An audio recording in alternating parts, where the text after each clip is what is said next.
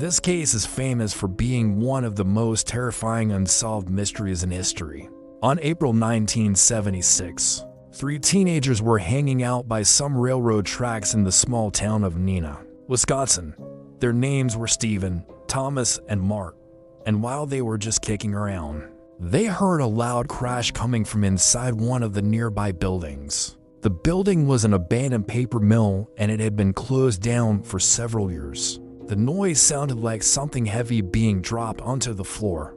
So out of curiosity, the boys decided to investigate. When they got closer, they started hearing what sounded like screams in the walls. Now, this isn't the kind of thing that you can just ignore. So when the commotion started getting louder, they ran to the nearest police officer and told him what they had heard.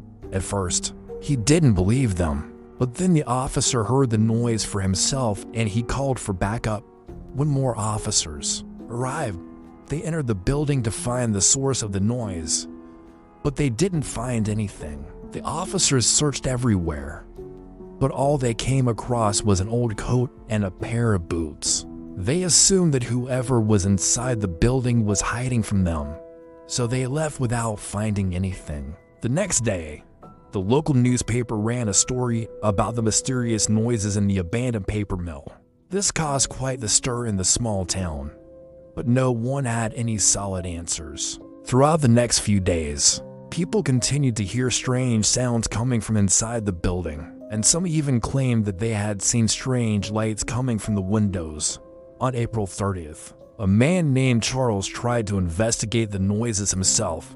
He went up into the building's attic, but soon ran away after hearing footsteps above him. Then on May 4th, a group of 12 men tried investigating, but they only made it to the 2nd floor before they all agreed that it was worth it. Apparently, the place just gave them all a really bad feeling. Throughout the next year, police would receive hundreds of calls about the strange noises and even some phone calls, claiming to be from the ghost in the paper mill. One of the calls said, "I am the voice. I have been trapped in the walls for years and need your help." Whoever it was also told the person on the other end of the line how to reach him. The instructions were to walk along the tracks until they reached a bridge with 3 railroad cars on it. Then they should go behind the last car and dig in the dirt for a box. That's when they would know he was real. But when the police followed these instructions, they only found a children's showbox filled with dirt.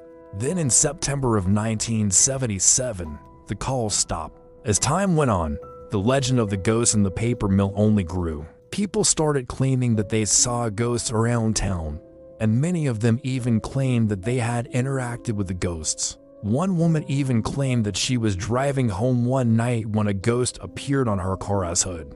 She said that he looked like a tramp and he was trying to get her attention.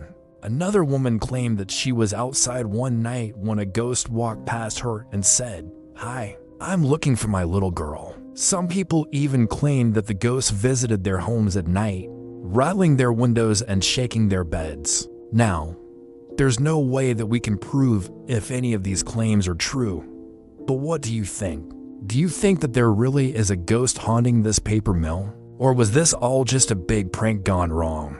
Let me know in the comments. Thanks for watching. If you like this video, be sure to check out the playlist where I cover similar cases. And as always, thanks for watching. See you next time.